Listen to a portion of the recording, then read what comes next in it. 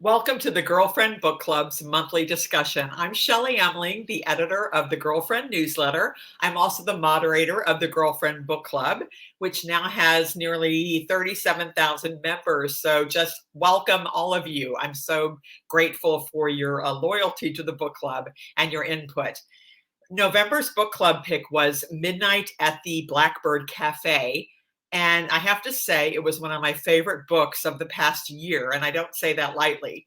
And so I'm so thrilled that tonight we're being joined by Heather Weber, the author of Midnight at the Blackbird Cafe. I'm just going to hold it up here. If you don't have it, you should buy it. It's wonderful. So welcome, Heather. Hi, thank you so much. And thank you to everybody watching and in the book club that chose Blackbird. I really appreciate it. So Heather, tell us a little bit about your background, just a little bit about where you grew up, just a little bit so we get to know you a tad. Sure. So my dad was in the Air Force, so I actually grew up out west for a little bit. In my early years, I was born in Utah. I lived in Las Vegas for a while, and then both my parents grew up in Massachusetts. So when my dad got out of the Air Force, they moved the family back to Massachusetts. So I grew up there for quite a while. I was there until oh gosh, yeah, a while. I graduated high school there, and then In about 20 Massachusetts. years, yeah, and about 25, 26, 27 years ago. It's time flies, doesn't it? Um, my family, my husband, and me, and my three kids here to Ohio, where I currently live, in just outside of Cincinnati. So Midnight at the Blackbird Cafe. Can you just there's probably maybe a handful of people that haven't read this book. I don't know, but can you summarize it just slightly? Like what's the gist of it? So it's a story about two young women who are kind of in the midst of grief. They both have lost people very close to them, who are trying to find their way in life and trying to heal their broken family that um, stems from a tragedy that had happened 25 years before. And there's a bunch of quirky neighbors and some birders, and it's really a story that is about healing. And I hope that when readers finish that book, that they found comfort in the book and knowing that people, after they've passed away, that they're still with you, whether that's in a treasured memory or maybe they visit you in a very real dream. So lots of people are posting fabulous book, love the book, everybody loved the book. So what was your inspiration for this book? Because I know these days it's really hard to find a book that's truly original, that you haven't, like the story you haven't heard a million times before or something, or Mhm. a version of it. This was really original, unique. I mean, how did you come up with this idea? The very beginning idea for this book actually came from the Beatles. I had been listening to Pandora, and we had created a playlist, and the Beatles were on that playlist, but Pandora had thrown in Blackbird, and Yeah. I had never heard it, and I became obsessed with that song. I played it over and over and over again, and when that happens to me as a writer, I take notice. Like, what is it about this song that's really reaching me, touching me in some way? And for me, it was the lyrics, especially the whole song. I still love it. Um, Take these broken wings and learn to fly. And it really got me thinking about people and how emotional wounds stop us from metaphorically flying. And that those kinds of wounds can come from many things. It can come from, losing a job. It can come from divorce. It can come from an empty nest, even. Um, Primarily in this book, in this story, it comes from grief. Um, Everybody in this book seems to have been touched by grief in some way or another. And the story is about how you're taking all these broken people and trying to help them heal so that they can fly again. So I know the setting of the book is in Wicklow. Is it Wicklow? Wicklow, Alabama, which Wicklow. I believe is a fictitious town. It is. But I felt like so many people fell in love with that town. I think reading this book, they would love to go there and live there. So Mhm. why was the setting of Alabama so important to you for this book? Alabama specifically stole my heart in 2007. I had gone down there for a writers' conference in Birmingham, and it was my first time there. And the writers' conference had a sister event down in Wetumpka, and I rented a car and I made the drive. It was about an hour and a half from Birmingham to Wetumpka, and somewhere on that drive, just I had the window down, and I didn't even have the radio on or anything like that. It was just something about the air, it felt like magic to me, it felt like home, and I decided after that conference, after I went back home, um, that if I couldn't live down in Alabama, then I was gonna write some books up there because that way I could keep going back, even fictitiously, I could keep going back, um, but I do go back for research now, I'm like, any chance I can get. Um, It was a I beautiful lo I yeah. Oh, I'm sorry. No, It was the town was beautiful the way you described it. Everybody uh wants to live there basically. It's Yeah, I for Wicklow, for me, I'm a mountain and an ocean girl. So for this book, I chose the mountains because I feel like mountains are kind of magical by themselves, like just mountains are. And I knew from my research of Alabama that they had a former artist colony. It wasn't in where I set the book. Anybody from Alabama, from the South that knows Alabama well, can probably find Wicklow on a map, even though it's not on a map because it's fictitious. It is set in the Mentone area, which is in the upper, what is that, northeast corner of Alabama. Um, and so I decided to take the research I had found on an artist colony and kind of bring that to my little mountain town and kind of blend that magic because yeah. art is magic too. So anywhere I can find magic, I'm just gonna steal it.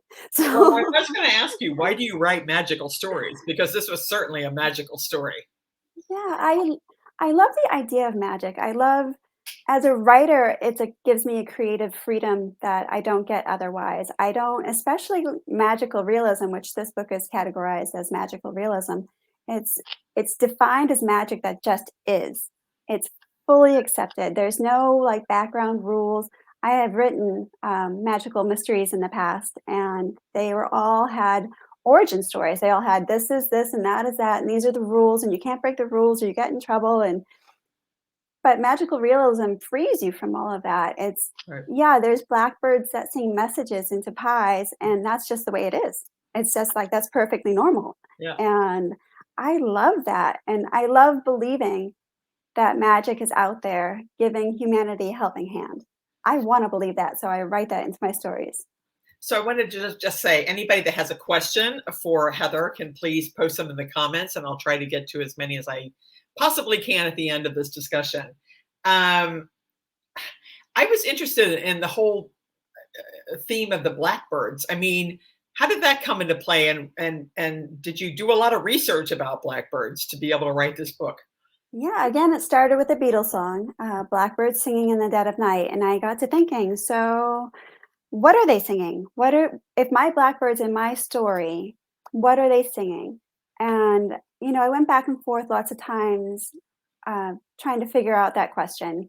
And it finally landed on what do I most want to hear? What would I want to hear? And once I had that answer, um, I did some more research and it kind of all fell into place because I did research on blackbirds in Celtic folklore is that they're the keepers of the other world. Hmm, So that's I did kind of not know that.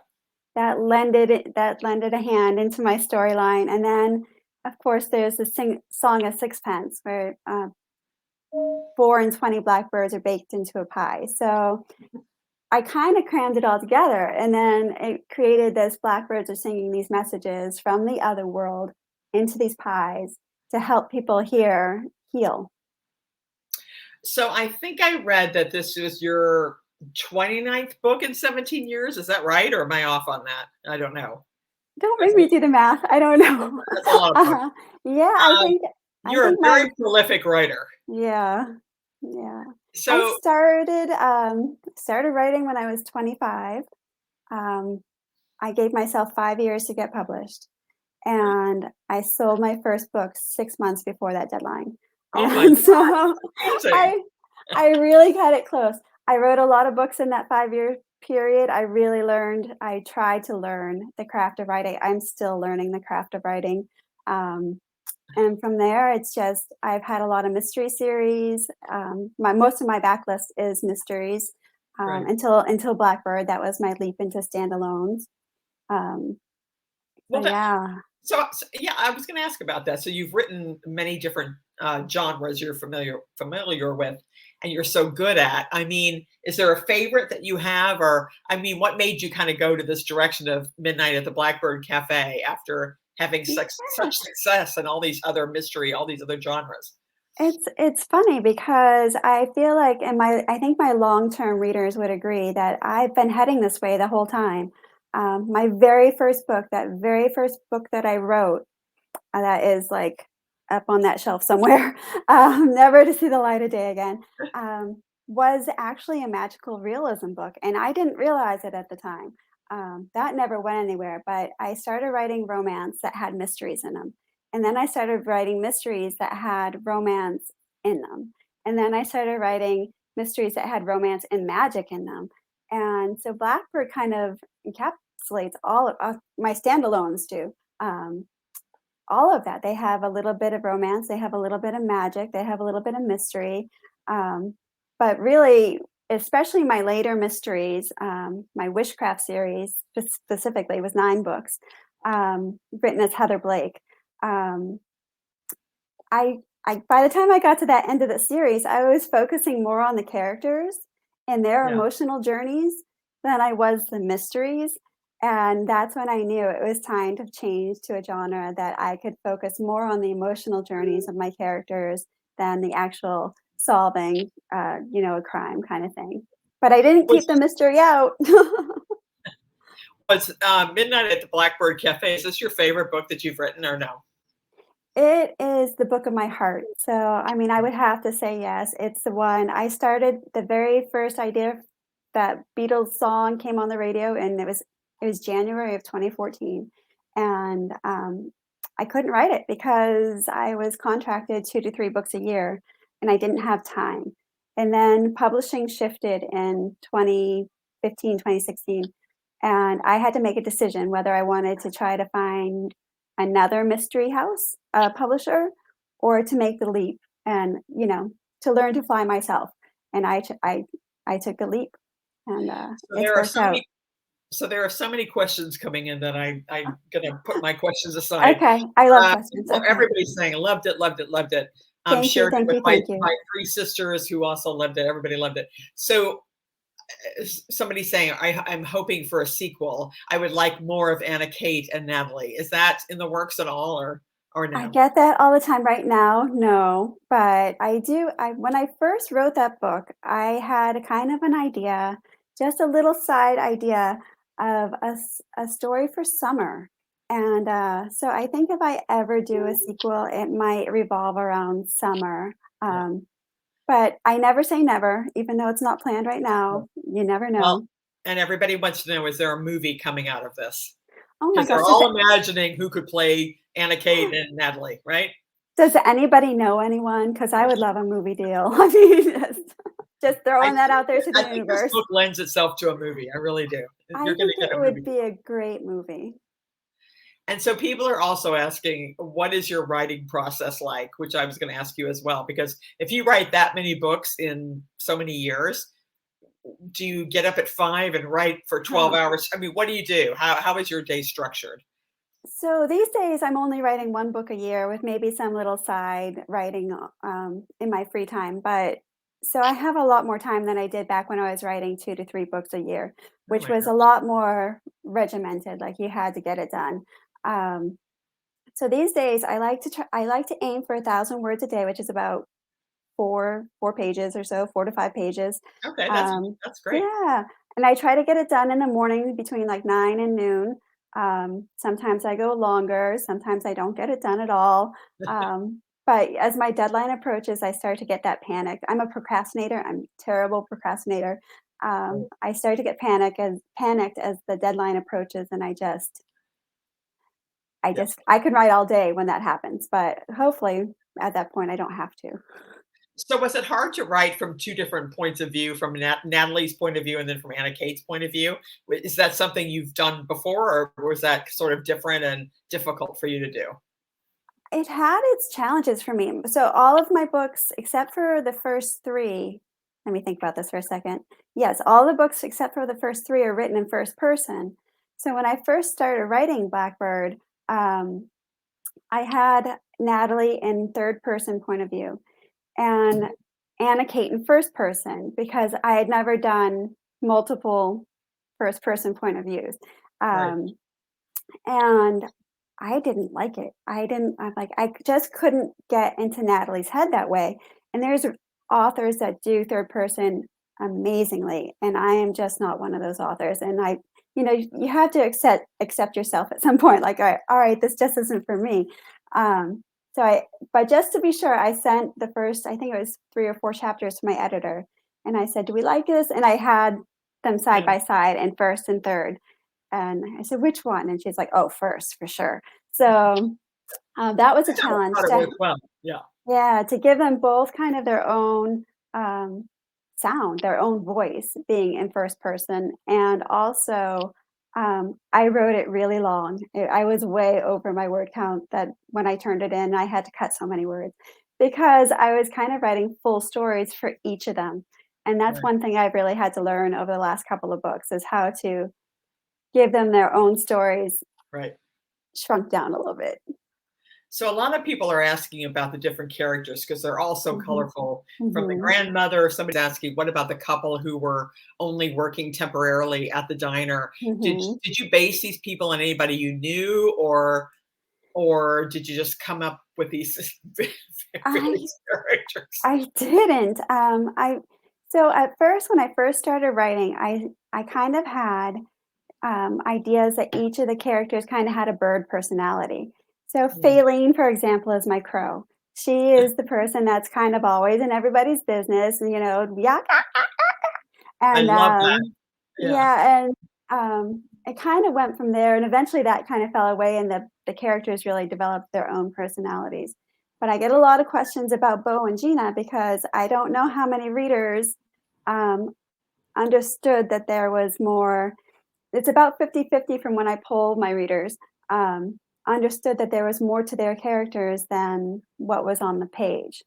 yeah. Um, and I'm very curious to see if they knew that Bo I'm just gonna do spoilers, so if you haven't read the book, just Stop right now. mute Yeah, right now. So Bo is Mr. Cat and Gina was the little bird. And they're the pair that caused the car accident that killed AJ oh, wow. 25 years ago. And a lot of people didn't pick up all the clues, but when they've gotten back to me, like, I went back and reread this, and all the clues are there. It's just whether you pick them up the first go around. But there wouldn't be a story without them. Right. There wouldn't be a story without them.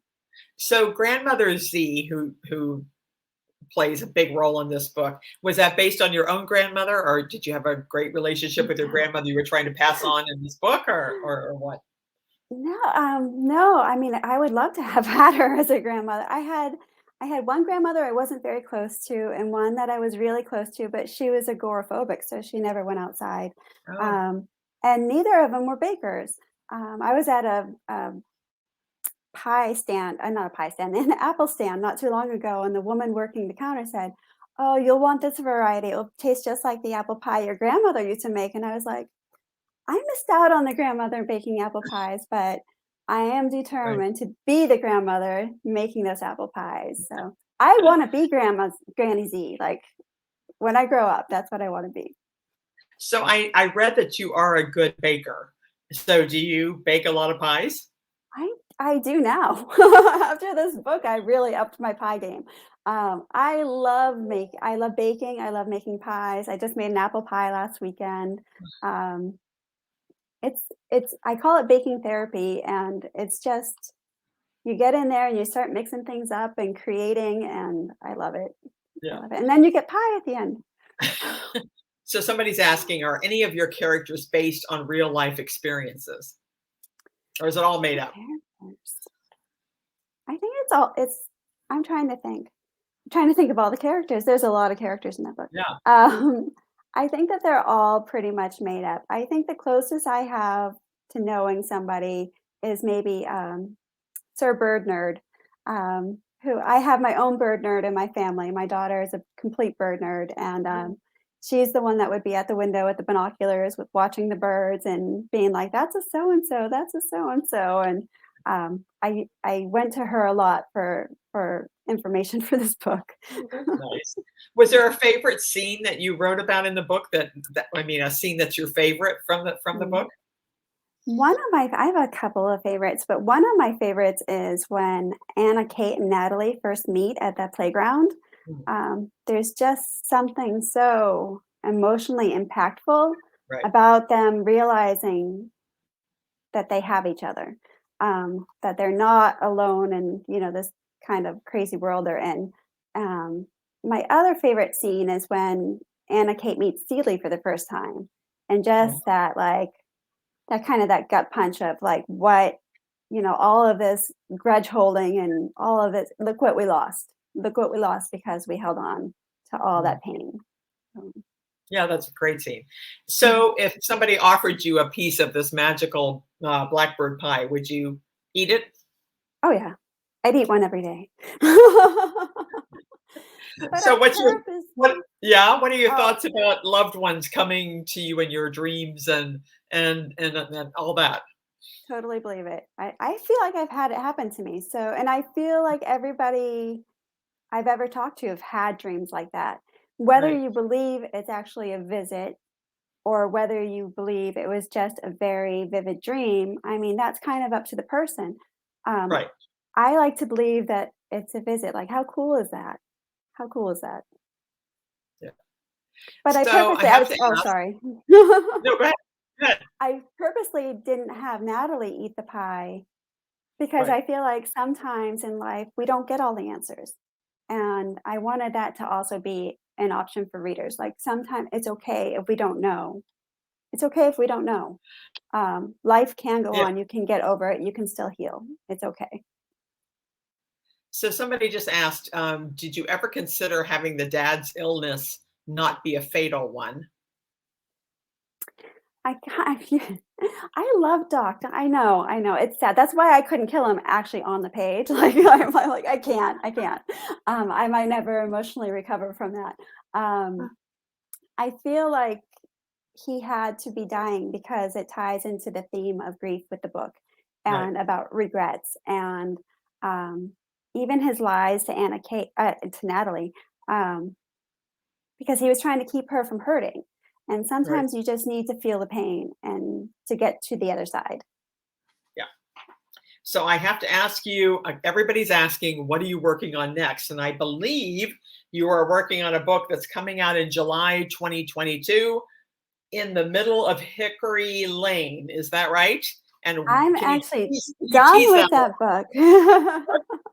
That book is done. It is yeah, So it's coming out in July? it's coming out in July, and it's about two young women and a magical garden and the life lessons that they have to learn, that they learn through the garden. Some old secrets are dug up, um, and they're really trying to figure out who they are and how they fit. And one of the teaser quotes I have is that a dark past doesn't mean that you can't have a bright future. Um, Oh, very good. yeah, and they both have kind of dark pasts in very different ways. And how the garden grows, how you grow out of that kind of darkness into the light. But I am currently working on the next book, which doesn't have a title yet, which will be out the next summer after that. Oh my gosh. I So do you know. that's amazing. You're just so prolific. It's unbelievable. I love it. I love this genre too, so I hope to stay here for a while. I love the Yeah. magic. I love the emotional characters. I love books. And all the books, all the standalones. So there's Blackbird and there's South of the Buttonwood Tree, there's the Lights of Sugarberry Cove, and then in the middle of Hickory Lane. And they're all very thematically similar. Um, Mhm. grief, growth, forgiveness, Yeah. baking. Um, but I I love can see you. exploring Yeah. I love exploring the different ways those kind of um, characteristics Yeah. affect people, and how people can grow and learn. And So people are saying, "Oh, I can't wait to read all of your books." Many people are saying that, but somebody's asking, "Is there an actual recipe for blackbird pie?" I don't, I really blew it with that one. Like there should have been, and after I wrote that book, it was kind of like the universe was like, "Oh, hey, book was a good idea," because I realized I have mulberry trees in my own yard. Had never realized that until I wrote this book. Mm. Oh Um, yeah, the mulberry pie. Yeah, yeah. So, no, there's not any blackbird there's pie not. recipe, but I do have recipes for, several pies: apple pie, lemon pie, coconut cream pie on my Pinterest page, which if you just go to Pinterest and type in at Books by Heather, you should find a Midnight at the Blackbird Cafe board that has those pie recipes. Everybody do that. So Yeah. I have to ask, people are asking, and I was going to ask you this anyway. Who's your, I mean, what's on your nightstand? What's been your favorite books of the past couple of years? What authors inspire you? Oh gosh, That sort of thing. I get inspired by so many authors. Like it's amazing to me when you walk into a bookstore and see all those books on the shelf and be like, this the creativity is amazing. Yeah. I'm currently reading The Secret Ingredient of Wishes. I've had that one for a long time and I haven't gotten to it, so I'm reading that right now. I have Leanne Moriarty's at the Apples book. It's up Apple next. as well. Yeah, I love It's her our books. December book club pick. Yes. Yes, I love her books. I love her voice. Um, how she can be so, like, I know, funny, but at the same time deep. Like that's amazing to me. I love the classics. I love like Jane Austen. I give me Pride and Prejudice any day of the week. I will read it happily. Um, I too many, like too many to name.